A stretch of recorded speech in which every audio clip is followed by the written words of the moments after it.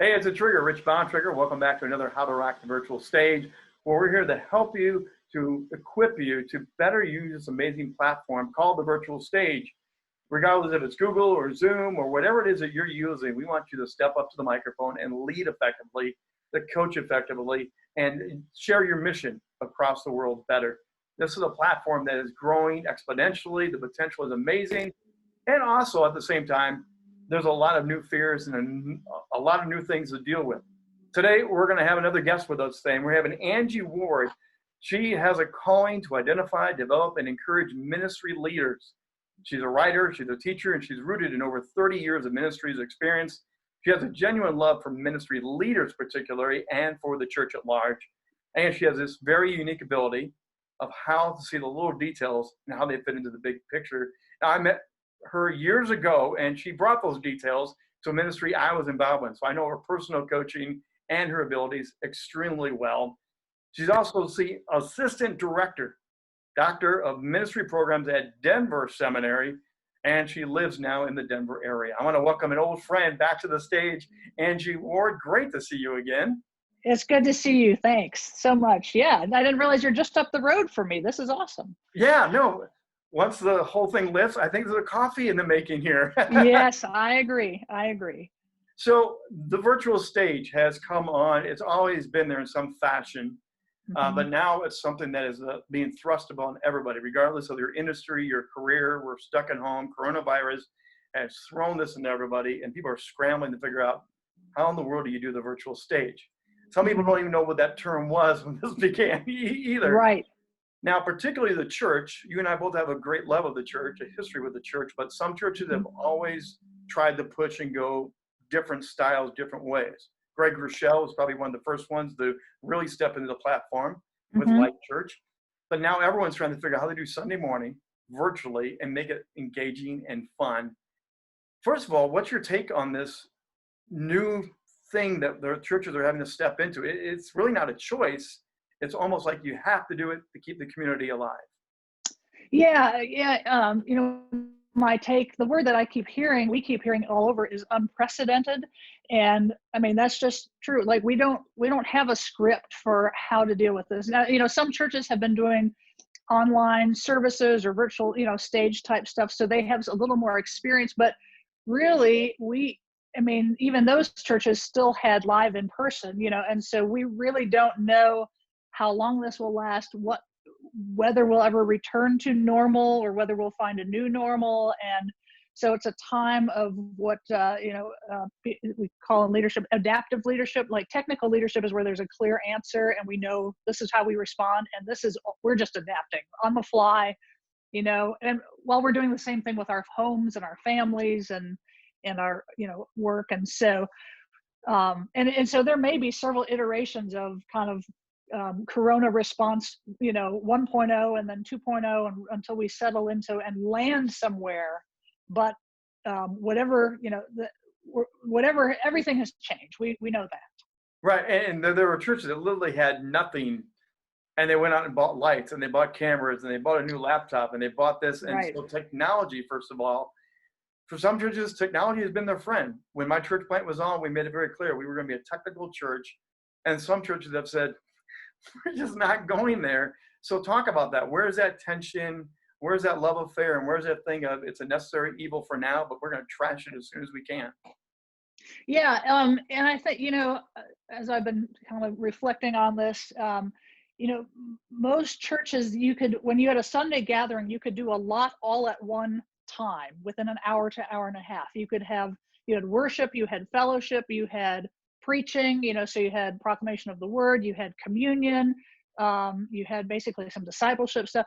And now I think, we're having to figure out how to recreate that. You can't just do that all on a video, and so how do you create community online, like in a tangible, meaningful, lasting way? And so, for example, we just moved to Denver and we would try to find a church, and we can visit a church online on a Sunday morning. We can watch their service, but that doesn't give us a feel for the people. So how do you plug in. It's one thing when you have people who have been a part of a church and they say, and they say, we're going online and we're going to do our small groups online and that type of thing. But if you're new to, how do you incorporate new people into that and into community when all you have is online? Because at some point, normally the model was you still had to have an in-person component to that, and so I think that's one of the things I've seen. And I think churches that were, some of them are more technologically savvy as far as projecting a service, but still how to do that with community, which, I mean, there's a part of it that needs to be in person. You wouldn't be married virtually, like you wouldn't do a marriage you can do it long distance for a time, but at some point you got to get in the room together, and any relationships like that. And so how do you do that? And I'm seeing, just a variety of responses, and some of it depends on the size and the budget. And that's another thing, how are finances, because that technology takes some money, it takes a different type of expertise. And so again, the skills people were equipped for, youth ministry especially, so relational. It's like you can deliver sermons online, you can even watch and listen to worship online. People have been doing that for years, but like youth ministry, and the stuff or pastoral care, the stuff where you want a human touch and a human, I don't know, we're still figuring out how to do that. But when we left our church in Indiana just a few weeks ago, they staged a farewell parade for my husband. And so it was social distancing. And so they staged in their neighboring elementary school. And then he didn't know about it. They said the other staff told him to go outside. And all of a sudden there's a line of cars, like distance.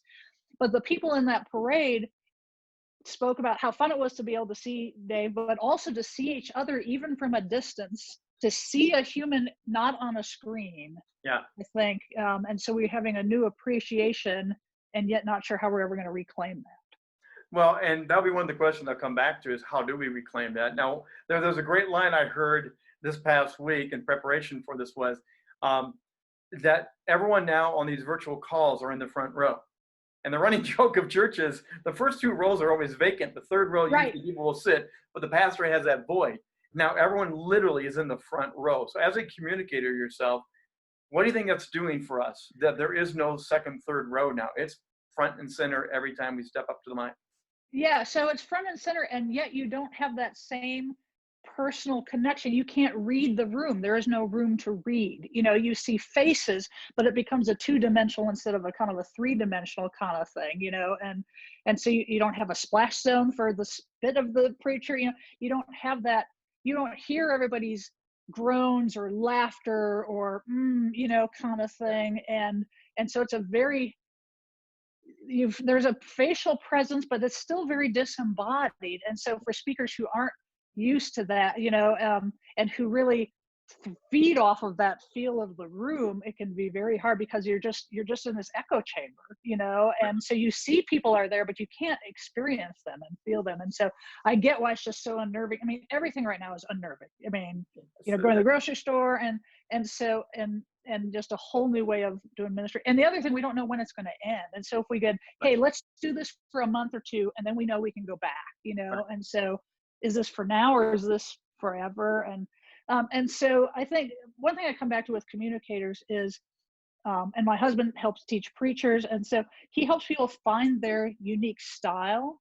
And so I think you have to find and continue to stay true to your own style in how you project that. And so if you're a stand-up, more of an orator kind of person, how does that look? If you're more conversational, stick with that, and so trying to create it.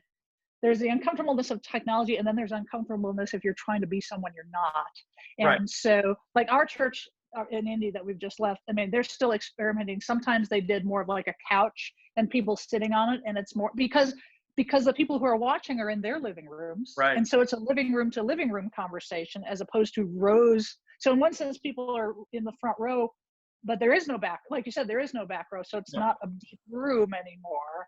And so, we need to continue to live into, and I think there's nothing wrong with the experimenting and going like, that just felt unnatural, and talking to the audience and going, what felt most connected for you, and then utilizing online, like side chats and that type of stuff. I've Yes. seen a lot of doing that well. But again, that works well. Like I've visited some churches online here in Denver, and if I don't know the people, I don't have a face. I just see names. I don't Right. go, oh, it's the Smiths. I love the Smiths. I'm so glad to see their name here. And I have a visual and a history of relationship with them. And so I'm kind of touching on multiple layers there, Right.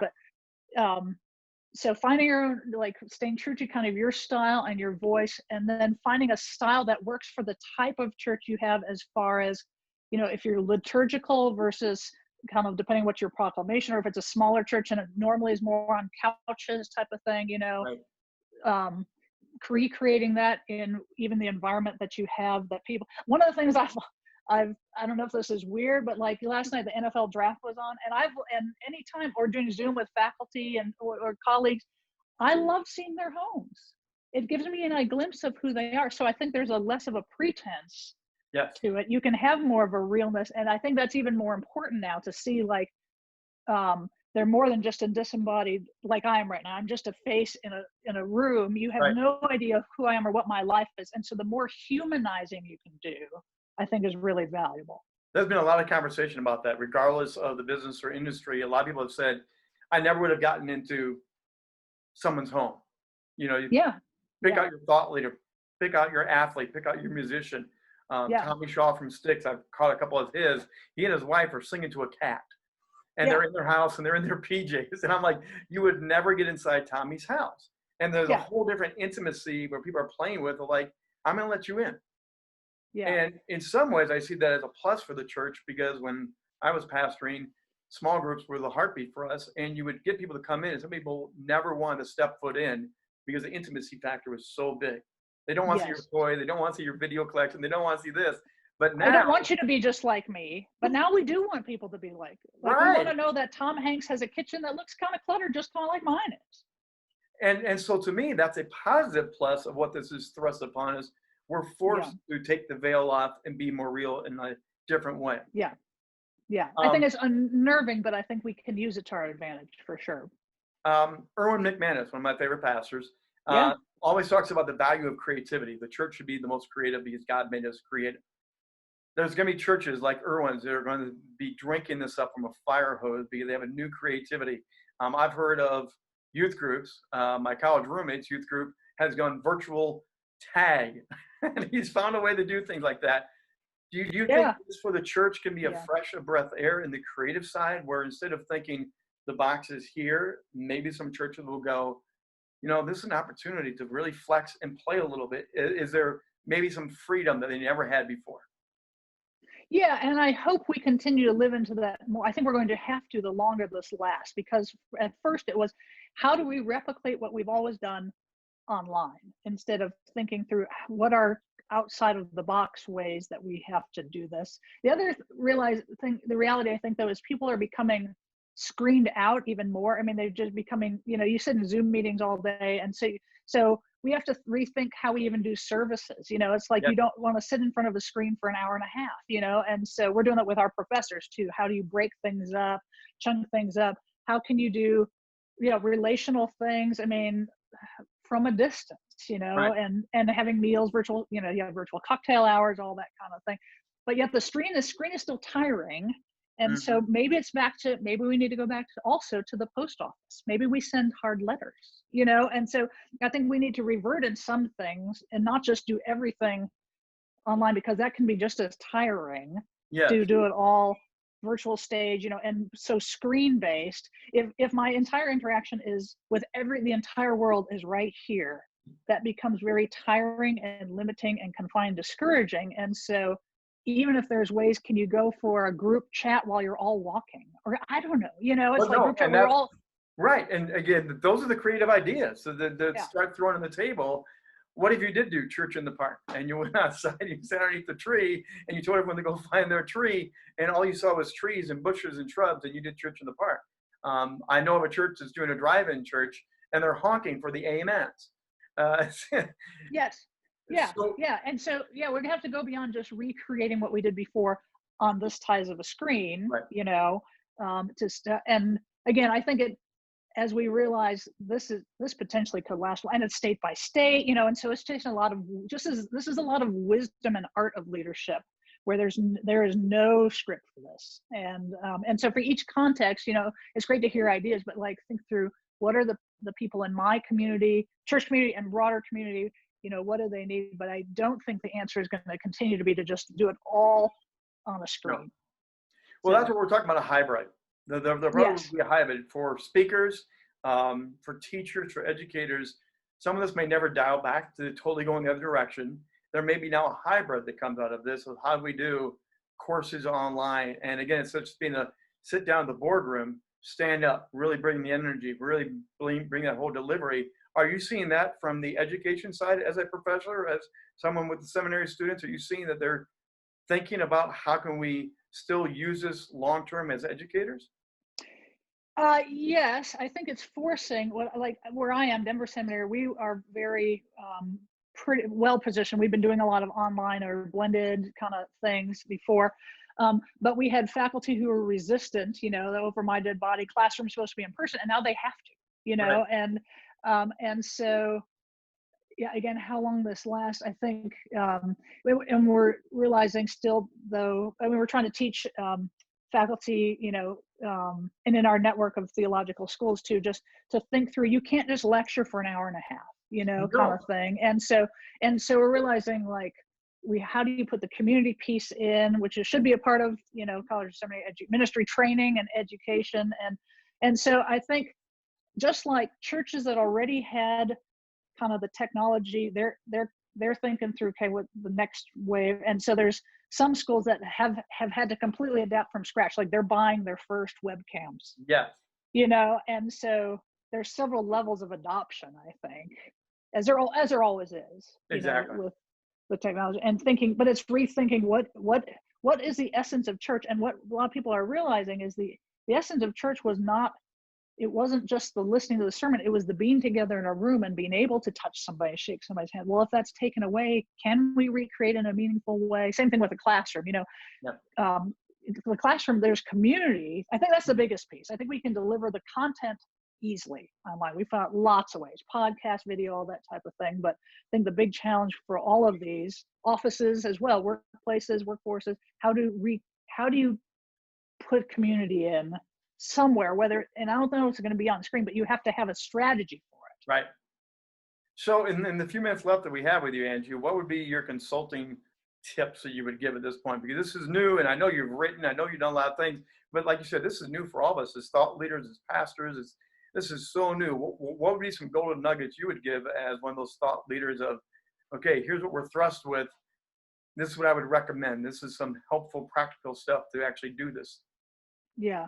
Actually, first, most immediately, I would say, like, we've been living in a low T and maybe sometimes higher T, big T trauma. This really is. And so just the realization, I think, like the first couple of weeks, people have been in shock and they just kind of been adapting. And so take some space away as soon as you can get into at least a manageable, okay, even if that's a day, just to get out and realize, like, go for a walk someplace where the world feels more normalized, and just get your head out of constant crisis mode and your brain and your heart and we just have these low levels of cortisol. So that first, because right now we're just so problems on problems, we're going to burn out because we're revving so high. Yeah. Because we've had to.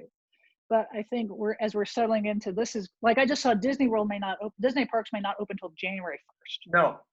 And so this is not just a 4-week solution. This is a 4-month or longer, and the size of your organization makes a huge difference, your location, all that. And so it's okay. This is the time to do some, what Cal Newport calls deep work. Like, it's going to take some thinking. There's not easy solutions. It's going to take some, let things sit, take a look, evaluate, breathe, and it's going to be some time for some of our deepest thought, but I think some of our greatest creativity can come out of that. But it requires, again, deep work and not just the shallow, quick, responsive type stuff, which we've had to do, but we're shifting into where we have to do more of the deeper work. No, I would totally agree with that. Great idea. That, we've been just diving up the deep end right now and going splash. And now it is going to be longevity, the more intentionality, the chat rooms, the live interaction, and what can we do? There was a church I know that did communion virtually like this, and they said, everyone go get something to drink, everyone go get something. So my daughter had an animal cracker and some juice. But it made it interactive and fun. The people literally left the room and came back to the room, so there was some engagement. But you got to think that through. You have to think how we're going to do this completely differently, and that's a mind game for a lot of people. That's a lot of energy. Yeah, and to go, well, we can do it for 3 weeks. It's a marathon, so you have to shift your training strategy and your preparation strategy. If you're a sprinter versus a marathoner, and right now we've got people who are having to sprint and marathon who never ran before. They weren't runners, and so like our like you just get tired fast. You get tired on Zoom. The learning curve is so huge. It's like you're in training and suddenly are being asked to do something we have not been equipped to even do or think about. And so I think just giving grace and thinking marathon for all that. Your emotional health, just how you think about what you're doing, and going like, it's great. Okay, we'll meet online for 4 weeks or 6 weeks or maybe 8. We can do it, and then we'll go back to normal. It's like now we're gonna have to think about creating some new things. Right. No, all of that comes from a marathon mindset. So, and as one of those people, you've been on the forefront of a lot of discussions, a lot of movements have come and gone over the course of your career. Just imparting, how do you think this movement is going to go? Do you think this is one of those things that can be sustainable?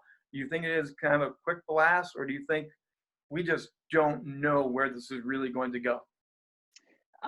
Well, one, who knows, right now where it's going to go. I do think it's definitely longer than all of us hoped for. I think we are wired we're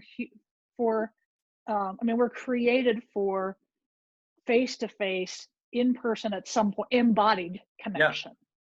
And I think that will, we may not be able to gather as a church of 500 or even 200, but we will be able to start doing 5 and 10, maybe 15 and 20. And so we're going to have to break things into chunks. I think that's going to be the first step of that. And so maybe if you had a good small group, or like the entryway instead of the Sunday service, maybe the small group, because that's what you can do. You're allowed to do, like with federal distancing and wisdom, guidelines for that type of thing. And so I think we'll just have to flip so it's like, okay, well, we'll still gather, we'll still, come together online on a Sunday morning, but the real entry point and where the real stuff's going to happen, where people are going to be so grateful, is to be in those groups of 5 to 10, 15 during the week. Or maybe you break your church into micro churches for a time, and maybe that becomes the new movement. I can hear a new church planner wave coming. The mega churches will break up into church plants, so they might be under one umbrella, but you can have a lot of baby church plants. Or the other thing, and I'm thinking of the underground church in China right now. What you just described, cell groups. The only way that they've survived is the underground church is cell group driven. America, the world might be more cell group driven, higher intimacy, smaller groups, but maybe clearer message. Yeah, there's certain ways of doing church that are much more agile right now, but they don't normally have the technology because they haven't needed it. Right. So, so we big and small need to learn we just need to continue to learn from each other, So, yeah. So last question, are you excited about being one of those people who's out front working the seminary, working through this problem? Are you finding this something fresh and new to dive into, or is this like really taxing on you as a thought leader? No, I thrive on adaptive challenges. But also because I'm an empty nester, and so I don't have kids at home to entertain, educate, and feed. So I have the space to do the deep work and to do the thinking and to get out of the house and that type of thing. So I don't have restrictions on other parts of my life. So I'm going to this place where, I love helping leaders and thinking through strategies and getting the big picture and going, this is a big system, and that from what we're going to do, like seeing the parts of the system and helping people understand this is a lot bigger and a lot more complex than just, can we gather together? We're talking about historical change. Yeah. Well, Angie Ward, I thank you very much for your time. Again, Angie Ward is the Assistant Director, the Doctor of Ministry program at the Denver Seminary. Say Yeah. it 3 times fast. Yeah. Denver Seminary, right. And Angie, of course, is on the front line doing this. If you want to find her, she's on LinkedIn. You can find her, track her down, like her, and reach out to her. She is one of those thought leaders. She's on the front lines all the time. And again, Angie, thank you for reconnecting after all these years. And we will get a cup of coffee face to face sometime soon. We will. All right. Thanks, Rich. Great Thank you to be much. here.